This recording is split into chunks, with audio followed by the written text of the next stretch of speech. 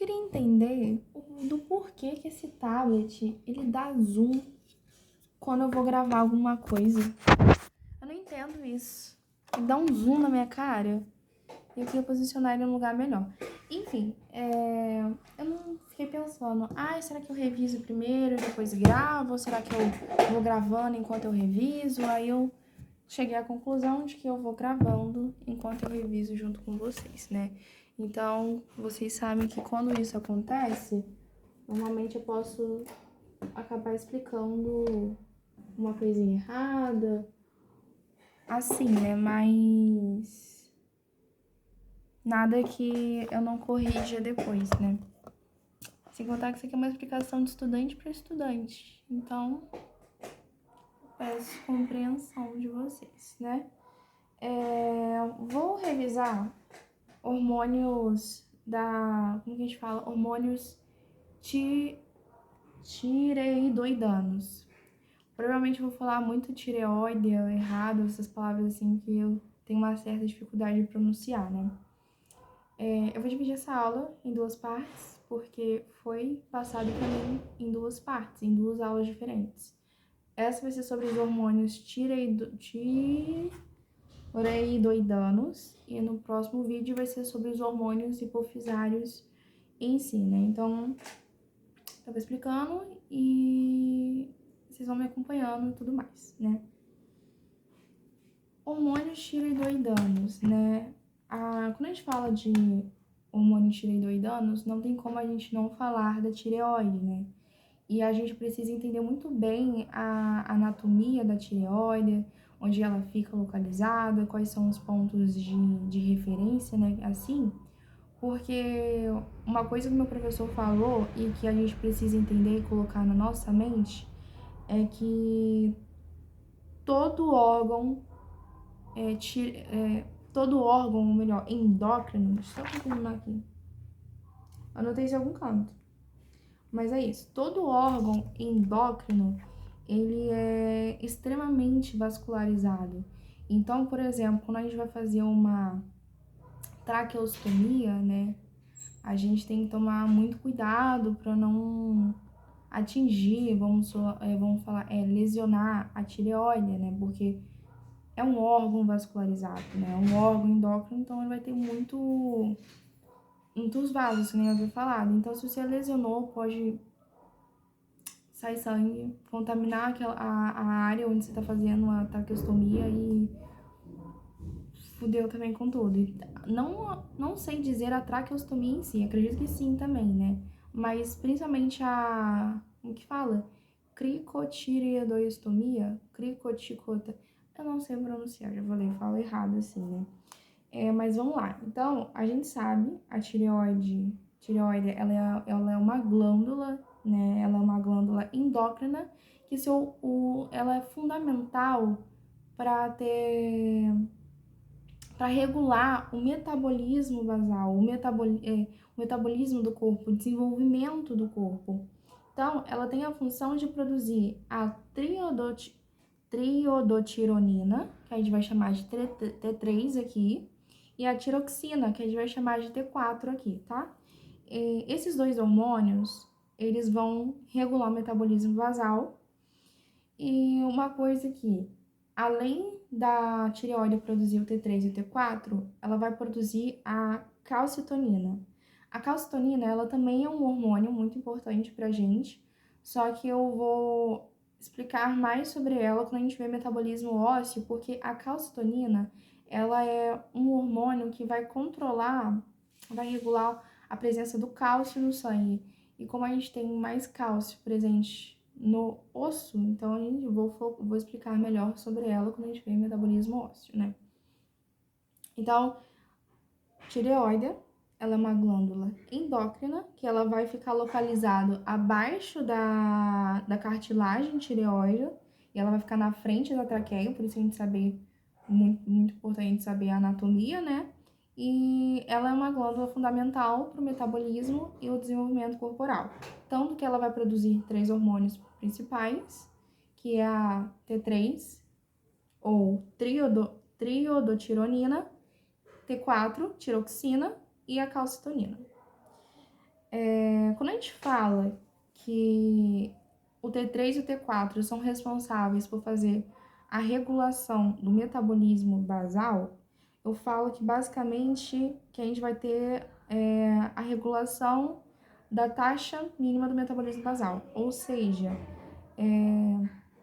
é uma taxa mínima de energia gasta pelo teu corpo quando ele está em repouso. É isso, no caso. E uma observação muito importante é que o T4, ele tá mais abundante, né? Ele é mais produzido, cerca de 93% do T4 está presente no nosso corpo.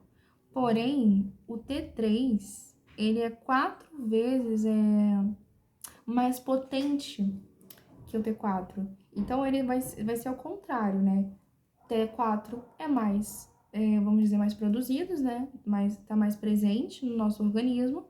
Porém, o T3 é 4 vezes mais potente que o T4, né? Além de que o T4, ele pode ser convertido perifericamente em T3. Eu vou explicar disso mais pra frente, né? Porque o T3, como ele é mais potente e tudo mais, ele é o principal hormônio ativo nos tecidos. Vou até preencher de vermelho aqui. Então, vamos resumidamente o que eu falei aqui. Anatomia da tireoide, ela vai ficar abaixo da cartilagem tireoide e quem vai ficar atrás dela é a traqueia. Ela é uma glândula endócrina, ou seja, todo órgão endócrino ele é extremamente vascularizado, então você tem que tomar cuidado em relação a isso, né? Você tem que entender. Tem a função de produzir T3, T4 e a calcitonina. O T3 ele é mais potente, porém o T4 ele está mais presente no nosso organismo, cerca de 93%. E o T4 ele pode ser convertido em T3 perifericamente, né? Sendo que o T3 ele é o principal hormônio ativo nos tecidos. Aqui eu peguei uma imagem para a gente entender melhor a anatomia, né? Aqui tem um câncer aqui, mas vocês ignoram esse câncer, porque aqui tá com todas as estruturas bonitinhas. A gente tem que a tireoide ela é dividida e ela é ligada por um istmo, né? E ela é dividida no lobo direito e no lobo esquerdo, que é ligado por um istmo. Aqui a gente tem a cartilagem tireoide, então ela vai ficar abaixo da cartilagem tireoide. E atrás dela tem a traqueia. Aí a gente tem o ligamento cricotireoide, tem o osso... nem tô mostrando. Ligamento cricotireoide, tem o osso ióide aqui. Vocês pesquisam a anatomia direitinho pra vocês verem, porque é muito importante a gente entender da anatomia. Tanto que mais histologicamente, né, porque a gente falei anatomia, mas do corpo assim.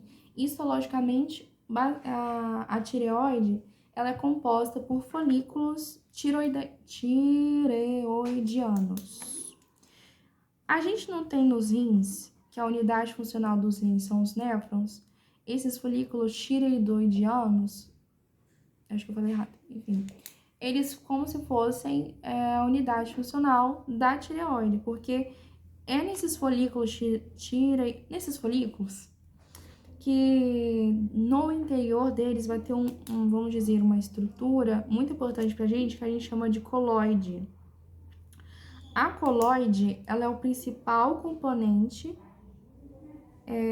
onde a tireoglobulina vai ficar armazenada.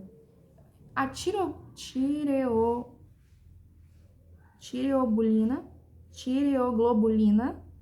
ela é uma glicoproteína e é nela que vai ser armazenado o T3 e T4. Então, vamos lá. A gente sabe que a principal função da tireoide é produzir o hormônio, T3 e T4, mais a calcitonina. Vamos imaginar um círculo assim, né?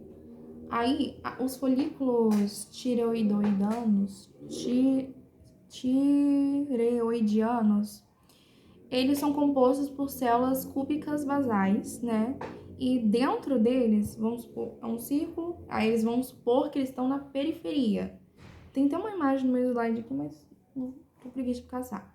Vamos supor que eles estão na periferia, dentro vai ter o coloide, e dentro do coloide vai ter essa tireoglobulina, que é a glicoproteína, onde vai ser dentro dessa tireoglobulina que vai ser armazenado o T3 e T4. Então, a tireoide vai produzir o T3 e T4 e vai jogar dentro dessa tireoglobulina lá, que é lá que vai ser armazenado esses hormônios.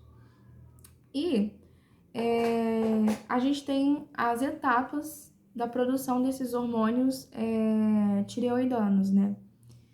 Vai ser dividido em 3 etapas aqui, perdão, 4 etapas, se não me engano. 4 etapas que vai ser dividido. E todas vão depender do iodo. Eu vou explicar melhor pra gente, porque uma doença que eu vou falar bastante aqui, mentira, eu não vou dizer bastante, mas é muito importante pra gente entender, que é a... Meu Deus, é alguma coisa lá do Hashimoto. Peraí.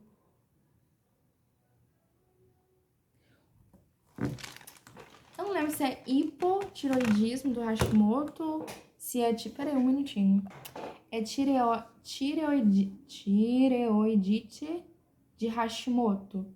Que, inclusive, já caiu em prova de residência, tá? Eu lembro de ter visto uma questão e eu só acertei, não porque eu vi essa matéria, porque eu tô vendo essa matéria agora, porque eu lembrei de uma amiga minha, que a mãe dela tem, e ela me contou, aí eu li e bati assim, só pode ser isso. E era isso. Mas enfim, isso tudo vai depender do iodo. O iodo basicamente sal, né? Quantidade de sal, vamos dizer assim, né? Simplificado. Só que o iodo a gente não é produzido no nosso corpo. Então a gente tem que consumir iodo, né? A gente tem que consumir iodo através, por exemplo, do sal de cozinha, dos frutos do mar, por exemplo, e tudo mais, né? E essa minha amiga, a gente vai ver que o hipertiroidismo, hipotiroidismo, vai estar tudo em relação com sal. Tanto que essa minha amiga, ela não come sal, gente. Quem não come sal? Como assim, Ana Clara, ela não come sal? Ela não come sal, gente. As comidas dela são todas sem sal, tanto que ela tem um iodo baixo. Isso ela cheia de problema, tudo mais, né? Vamos lá, então. Vamos dividir em etapas, né? A produção dos hormônios vai depender essencialmente do iodo. Pera aí um minutinho. O iodo é importante porque... Lembra que eu falei do T3 e T4?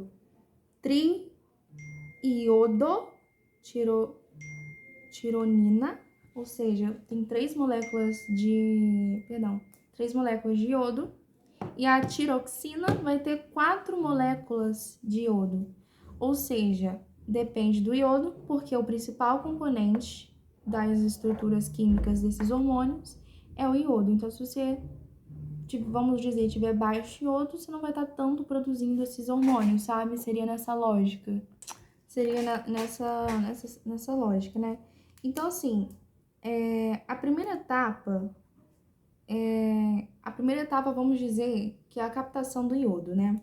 Então, ela vai ser realizada pela bomba de cotransporte de sódio, que a gente chama cotransporte de sódio e iodo, que eu vou chamar de NIS, NIS. Então, toda vez que eu falar de NIS, vocês pensam nessa bomba cotransporte.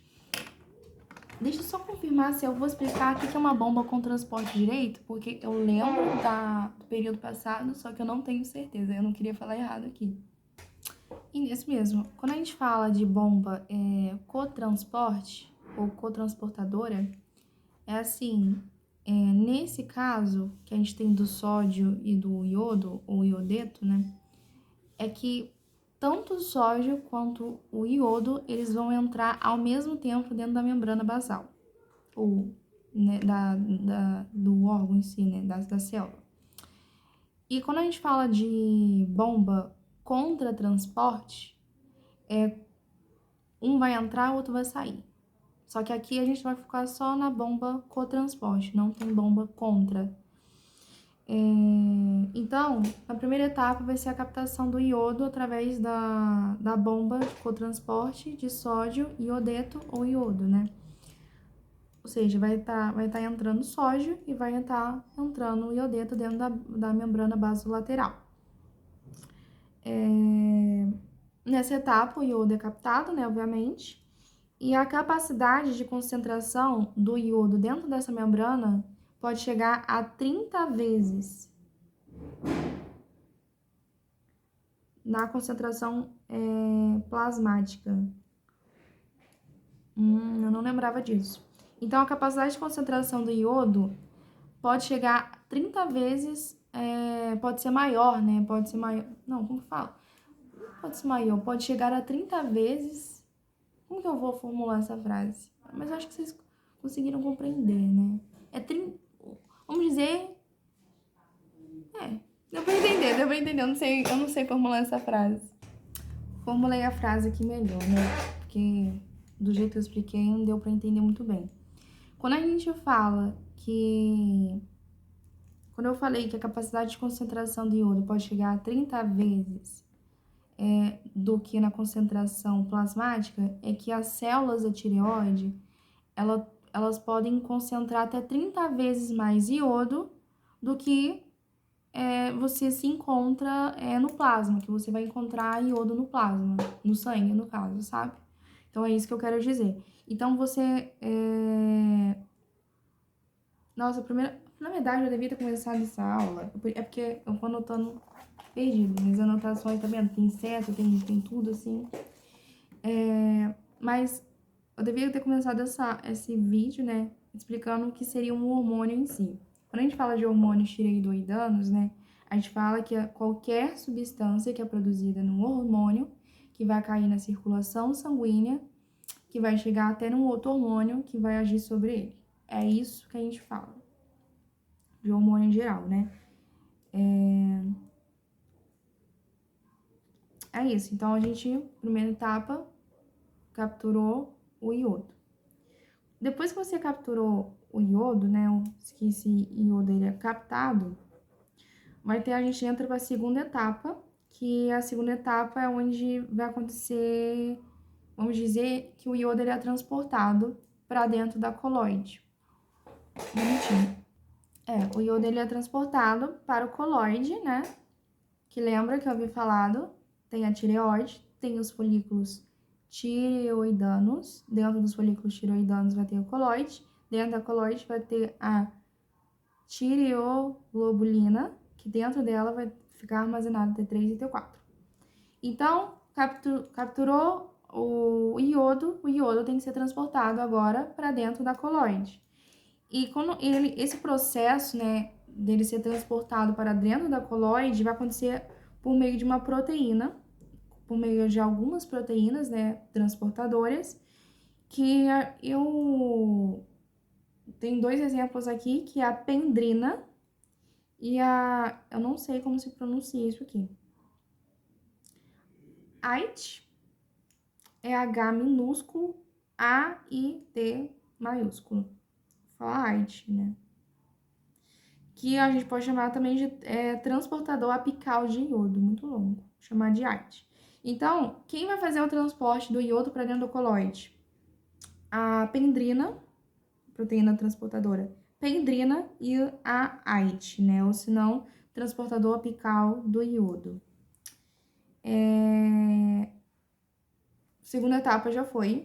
Então, capturou o iodo, jogou dentro do coloide. Agora, a terceira etapa vai ser a peroxidação do iodo. Basicamente, nessa etapa, o iodo ele é oxidado pela enzima TPO, ou se não, tireoperoxidase. E quando isso acontece, quando o iodo ele é oxidado, vai acontecer um processo paralelo a ele, que esse processo é onde vai ter a secreção da tireoglobulina com as tirosinas para coloide. Como assim, Ana Clara? É assim, então, o iodo, ele vai estar sendo oxidado E ao mesmo tempo, né, que a gente fala no paralelo, que enquanto o iodo está sendo oxidado, em paralelo a isso vai estar acontecendo um outro processo. Que outro processo é esse? Vai ter a secreção da tireoglobulina. Então, a tireoglobulina ela vai ser produzida lá e ela vai ser... Ela tem muita concentração de tirosinas, tá? Então, foi produzida lá a tireoglobulina, enquanto o iodo está sendo oxidado. A tireoglobulina, junto com as tirosinas, elas vão ser depositadas lá no coloide, sabe? Deu pra entender? E a quarta etapa vai ser a organificação da tireoglobulina, que é nesse processo, basicamente, vai ser a formação do T3 e T4. O que acontece? A organificação da tireoglobulina, o iodo já foi oxidado, a tireoglobulina ela já foi produzida pelos folículos tireoides, já foi depositado no coloide. O que é isso? Aí, como a tireoglobulina ela foi produzida e ela tem muita, que nem eu falar, ela tem bastante quantidade de tirosinas. Pra ser sincera, eu nem sei dizer o que é a tirosina. Um minutinho, tirosina, vamos ver aqui. Tirosina é um aminoácido, né? Por que a tirosina é importante? Que eu falei que eu não sei o que é. Porque o iodo oxidado, ele vai se ligar à tirosina. Quando ele se liga à tirosina, ele vai formar o MIT e o DIT. O que é isso, MIT e DIT? MIT é um monoiodotireotirosina. Monoiodotireotisina. Eu acho que eu pronunciei errado. E o DIT é o diiodotirosina. Nossa, um nome muito complicado. Vou chamar de MIT e DIT. MIT mais DIT vai formar o T3. Nosso famoso T3, o hormônio T3. DIT mais DIT vai formar o T4. Então, resumindo esses 4 processos aqui, eu até anotei aqui. Resumindo os processos todo aqui, vamos lá. O iodo, ele é capturado. Primeira etapa. Segunda etapa, quando o iodo é capturado, ele vai ser transportado para a coloide por meio de proteínas transportadoras, que eu vou dar o nome de pendrina, ou se não de AIT, né? Que é o transportador apical do iodo. Terceira etapa vai ser a peroxidação do iodo, que vai ser a etapa em que o iodo é oxidado. E em paralelo a isso vai ser depositado, né? Vai ter a secreção da tireoglobulina com as tirosinas para dentro do coloide. A tireoglobulina é produzida pelos folículos tiroidanos, que tem bastante presença de tirosinas. Aconteceu isso, vai ter a organificação da tireoglobulina. O iodo ele vai se ligar a tirosinas presentes da tireoglobulina e vai formar o MIT e o DIT. MIT mais DIT, T3. DIT mais DIT, T4. Quero gravar DIT mais DIT, porque DIT vem de diodotirosina. Di é sempre um prefixo de 2, né, normalmente, né? Então, a gente sabe, DIT mais DIT, 2 mais 2 é igual a 4, sabe? E segue a lógica assim, né? E mono é prefixo de 1, né? Então, MIT, mono, 1, DIT, 2. 1 mais 2, 3, sabe? Vocês fazem mais fácil assim pra gravar, né? Resumidamente, o processo é isso. Formou? Aí eu vou ter que ler essa parte aqui antes de explicar. Eu não sei se eu chego a falar. Que barulho é esse? Enfim, mas olha só. Lembra que eu falei que a produção do T3 e do T4 vai depender do iodo, né? Então, você tem que ter uma certa quantidade de iodo presente no teu corpo para produzir corretamente esses hormônios, né, para que não haja uma deficiência. Caso o iodo esteja baixo, o que acontece? Menos T3 e T4 são produzidos, aí o cérebro ele vai perceber a queda nos hormônios, vai aumentar o TSH, que é o hormônio estimulador da tireoide, né? Ou seja, ele vai forçar a tireoide a trabalhar mais e quando ela está trabalhando mais, pode acontecer de aumentar de tamanho a tireoide, né? Se isso acontecer, isso pode levar a o que a gente chama de bócio, né? Que é o inchaço da tireoide no pescoço. Vamos pesquisar?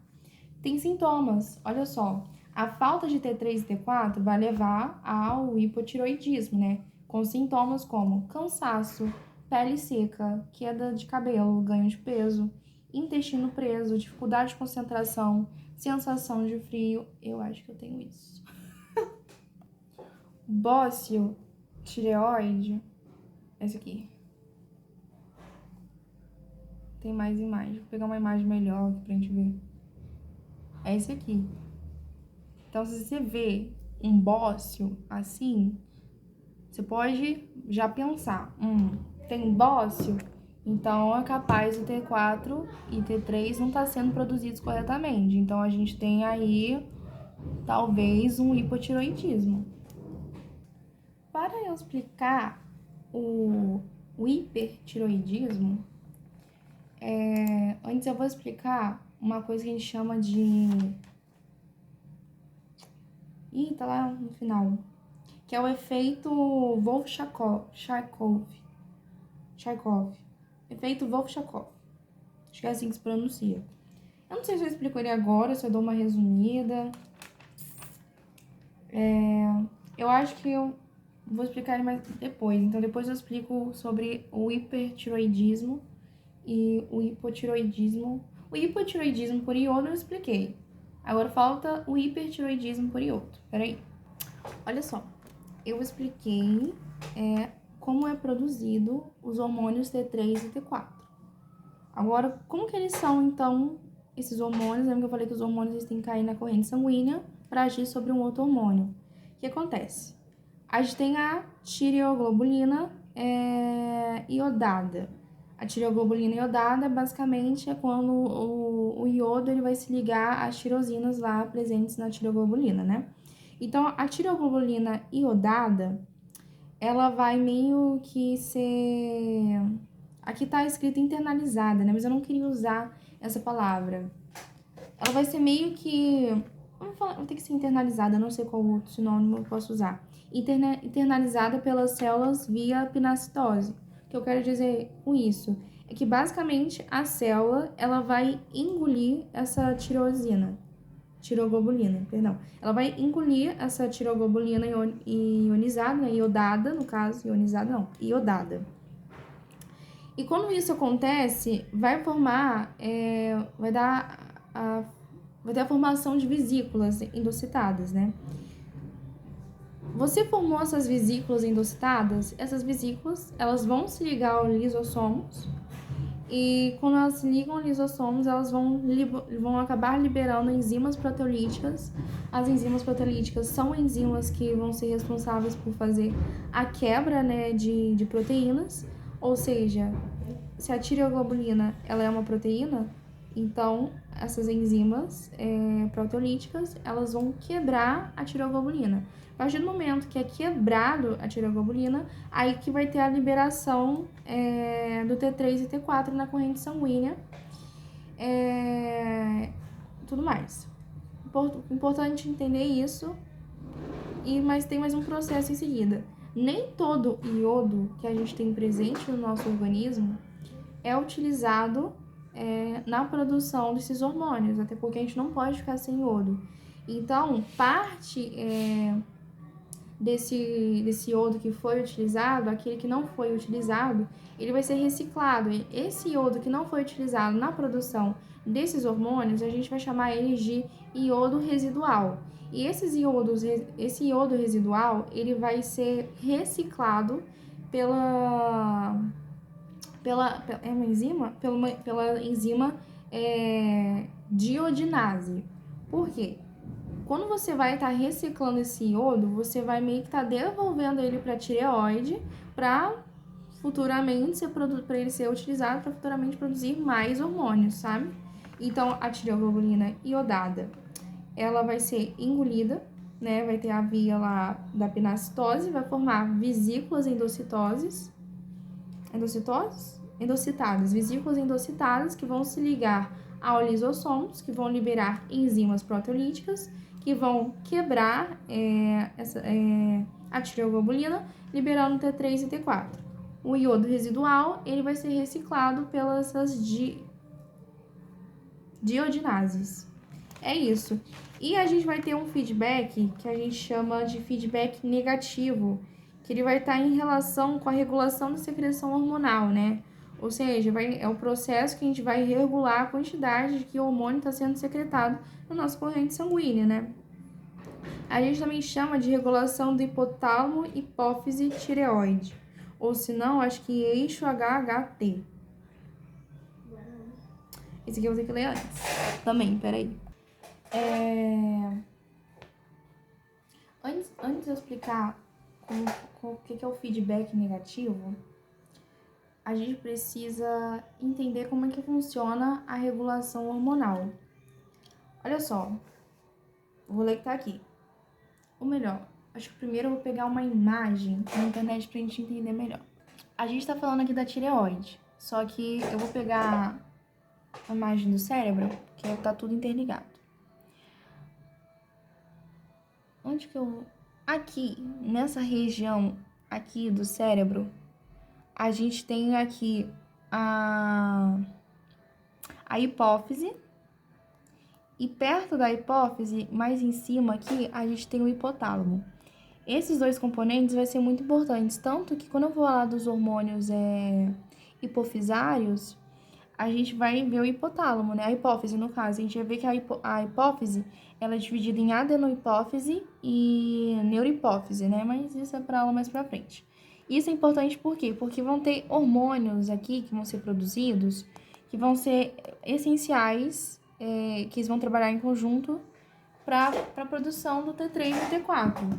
Então, olha só, o primeiro que a gente tem é o TRH. O TRH, ele é um hormônio produzido no hipotálamo e ele vai estimular a hipófise, principalmente a hipófise anterior, porque a hipófise anterior que produz hormônio, que no caso seria a adenohipófise. A hipófise posterior, ela apenas secreta, se não me engano, secreta hormônio. O TRH, que é o hormônio produzido no hipotálamo, ele vai estimular a produção do TSH, que é um hormônio produzido pela hipófise. Esse TSH, que eu havia falado, ele é um hormônio estimulante da tireoide, né? Então, quando você está estimulando esse hormônio, você vai estar estimulando os folículos tireoidanos, né? Se está estimulando os folículos tireoidanos, vai ter o quê? Vai estar estimulando o funcionamento da bomba NIS, lembra que aquela bomba cotransportadora, né? Que vai transportar tanto o sódio quanto o iodo. Se você está transportando, está captando iodo é para produção de T3 e T4. Então, vai estar produzindo e vai estar secretando mais tireoglobulina, que vai fazer a formação lá do T3 e T4. Quando os níveis de T3 e T4, eles estão muito altos, né, eles sobem muito, ou seja, tem muito iodo no teu corpo, o que acontece? Vai ter o feedback negativo. O feedback negativo, ele vai meio que reduzir essa produção do TRH. Porque se você está reduzindo a produção do TRH, você vai estimular pouco o TSH. Se você estimulando pouco o TSH, vai estimular poucos folículos. Estimulando poucos folículos, não vai ter captação tanto de iodo e sódio, não vai produzir tanto tireoglobulina, não vai ter a formação tanto de T3 e T4. Então, esse que é o feedback negativo. Essa que a gente... Esse processo todo, a gente fala que a gente chama de regulação da secreção hormonal, ou se não, regulação do eixo hipotálamo, hipófise, tireoide. E essa parte de você reduzir os níveis de TSH e TRH, que a gente fala que é o feedback negativo. Tem o feedback positivo, que vai ser o contrário, né? Qual que é a relação disso com o hipotiroidismo do Hashimoto, né? Que é essa doença importante, que nem eu falei, né? O hipotiroidismo do Hashimoto é basicamente uma doença autolimitada. O seu próprio corpo meio que vai se prejudicar de certa maneira, né? O próprio organismo ele vai atacar a tireoide, com o tempo ele vai destruir lentamente a tireoide. Então, se você está destruindo lentamente a tireoide, você não vai ter tanta produção de T3 e T4 no teu corpo. Se você está reduzindo isso, o corpo ele vai tentar compensar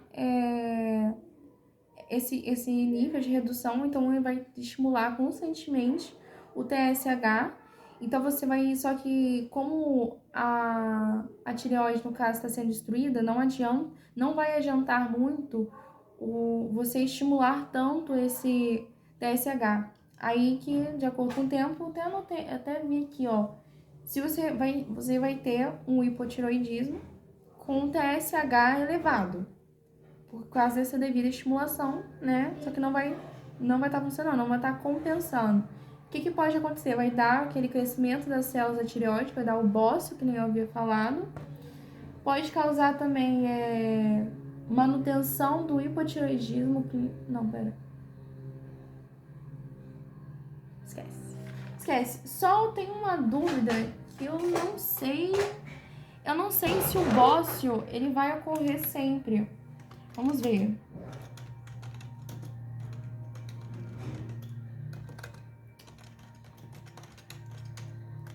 Eu acho que não ocorre sempre. Eu acho que não é toda pessoa que tem hipotiroidismo você vai ver com bócio, né? Exatamente, ó. O bócio ele não ocorre sempre, ele pode ou não aparecer. Isso vai depender da causa do distúrbio tiroidano e do grau da estimulação da tireoide, né?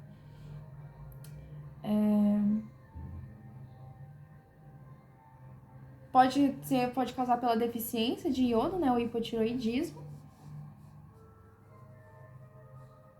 Aí vai acontecer o aumento das células, né? Tem o da doença do Hashimoto, que pode acontecer na fase inicial. Pode haver o bócio, né? Pode haver o bócio, tem dois tipos de bócio, para curiosidade, né? Tem o bócio difuso, que é onde a glândula toda cresce, e tem o nodular, onde aparecem apenas os nódulos, né? No caso do Hashimoto, pode haver o bócio difuso, né? Que é onde vai ter o aumento de toda a glândula. Aí a glândula pode, com o tempo, atrofiar, né? Ficar pequena pela destruição, né? Que tá tendo. E tem outras doenças graves, né? Quando o bócio não ocorre? Por curiosidade, gente. Não cai isso, mas só por curiosidade. Caso você tenha um hipotiroidismo leve ou subclínico, eu não sei dizer que seria esse subclínico, mas, né? Hashimoto em fase tardia, né? Quando já tá tarde, né? A hipófise, a tireoide, no caso, já vai estar atrofiada, já vai ter se tornado pequena. O uso de reposição hormonal, que vai manter o TSH controlado e vai evitar o estímulo do crescimento. E algumas formas de hipotireoidismo congênito ou ablativo, né? Que no caso, pós-cirurgia ou iodo radioativo, que eu nem sabia que tinha isso, muito maneiro. Então é isso. Nem sempre acontece.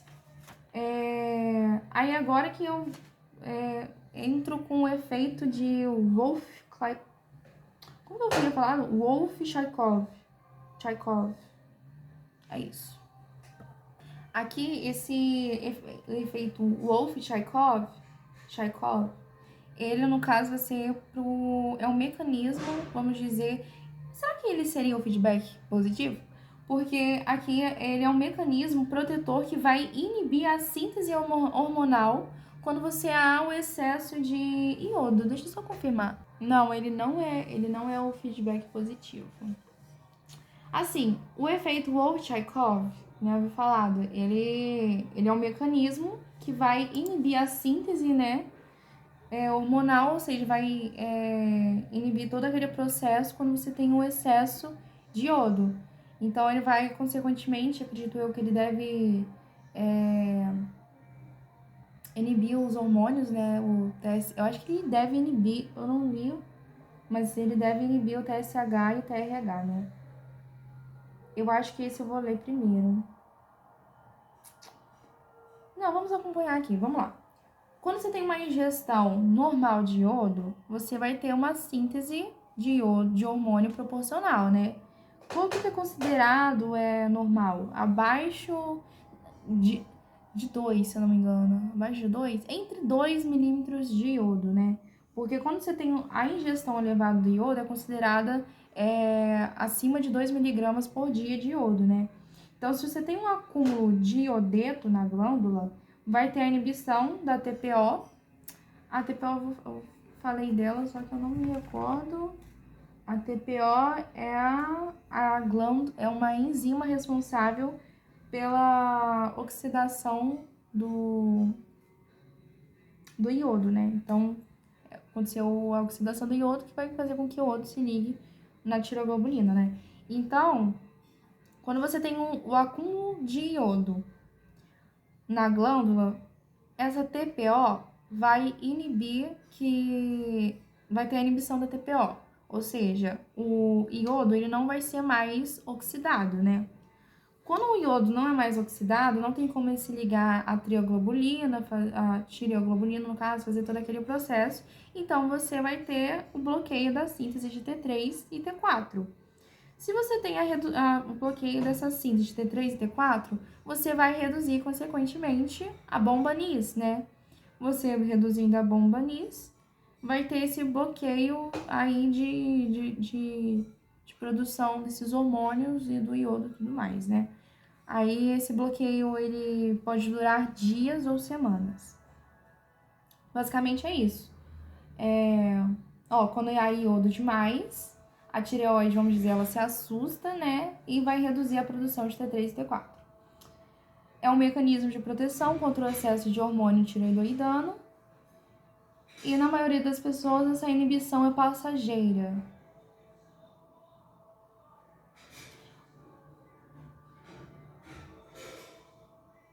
Se a tireoide não conseguir escapar do efeito Wolff-Chaikoff, a produção dos hormônios continua bloqueada e vai causar esse hipotiroidismo. Agora, o hipertiroidismo por iodo, né, que era esse que eu queria falar, o efeito já é outro, né? Tem um efeito aqui de Jut-Basedown. Não sei pronunciar, eu confesso nunca ter ouvido falar, né? Que assim, aqui está escrito que em algumas pessoas, principalmente idosos ou quem já tem nódulos autônomos na tireoide, né? Que é aquele seria... Como que é o boss? Tem 2 bosses, né, que eu ouvi falar. Não lembro o outro.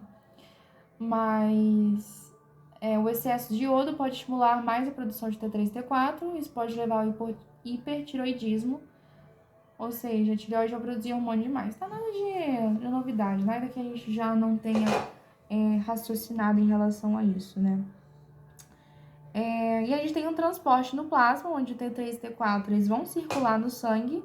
E quando eles vão circular no sangue porque eles vão se ligar às proteínas carreadoras, que tem 3 tipos de proteínas: a TBG, TTR e a albumina. A TBG é a principal, tá, gente? Então, vocês podem gravar a TBG. A TTR, que fala que eu anotei que ela é a mais abundante, só que ela tem menos afinidade. E tem a albumina também. Gente, a albumina eu vejo em todo lugar. A albumina, inclusive, a gente tem um soro de albumina, se eu não me engano, que é um soro de reposição. Ele é um soro, acho que é coloidal, de coloide, enfim. Tá acabando. É muita coisa, gente, muita coisa. Esse transporte, o que acontece? Quando o T3 e T4, por eles estarem ligados a essas proteínas carreadoras, vai evitar a excreção renal. E isso vai permitir a liberação lenta. O que acontece? A albumina, por exemplo, ela é uma proteína carreadora, ela é uma proteína de grande molécula, né?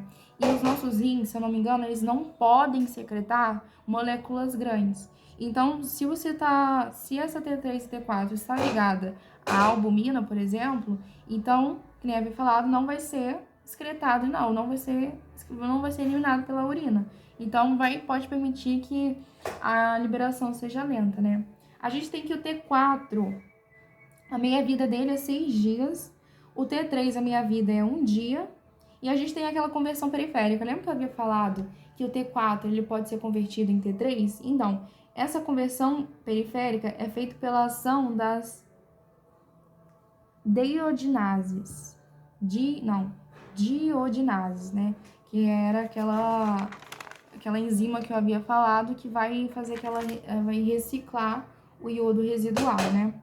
Assim, essas diodinases, elas são responsáveis por transformar o T4 em T3 ativo, ou se não, RT3, que seria esse T3 inativo.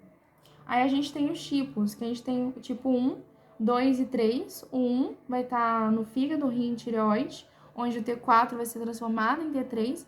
Eu acho que isso aqui não cai na prova não, mas, né, tava no slide, então, né, vamos ver, né.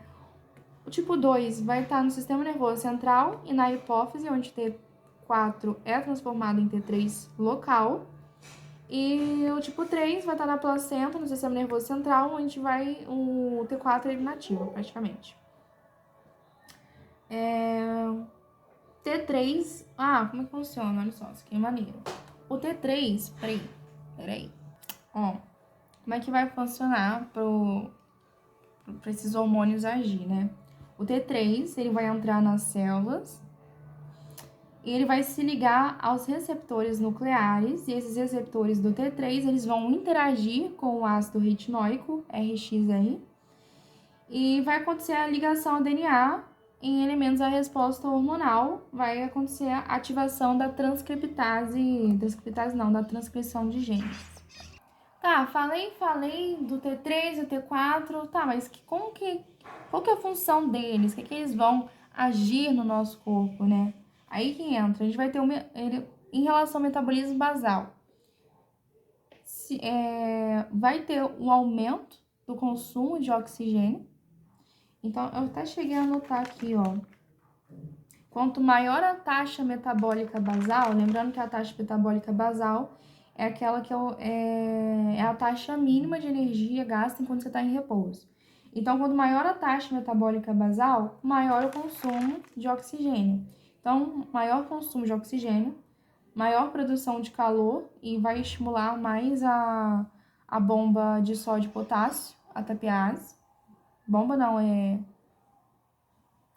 não fugiu não. Isso aqui não é uma bomba. Nos carboidratos, vai ser ter maior absorção intestinal de glicose, vai estimular a gliconeogênese, vai ter a maior secreção de insulina e de glicólise. Em proteínas, vai estimular a síntese de proteínas.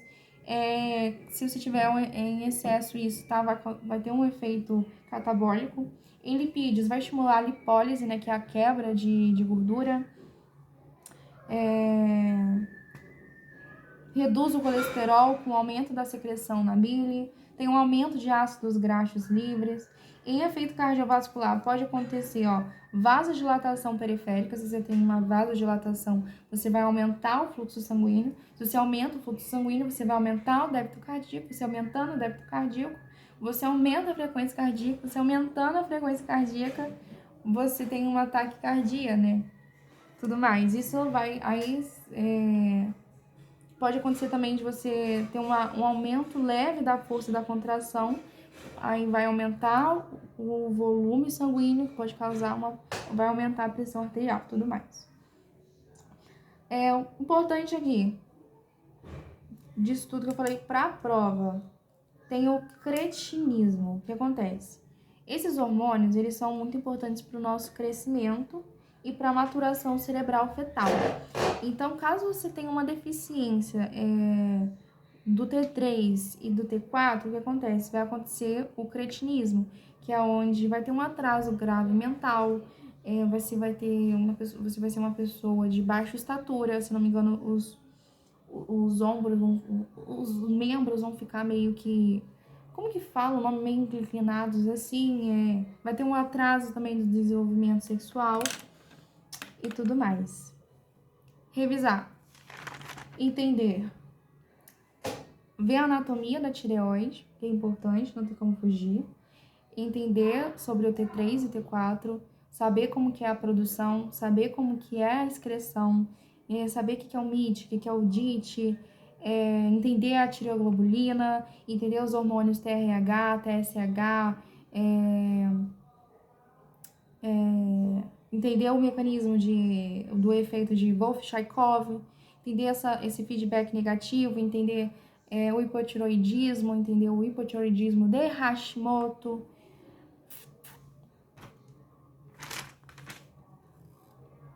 E esse cretinismo aí, talvez o efeito cardiovascular que eu falei, né? Onde você tem... tudo aumenta praticamente. E é isso. Espero ter ajudado.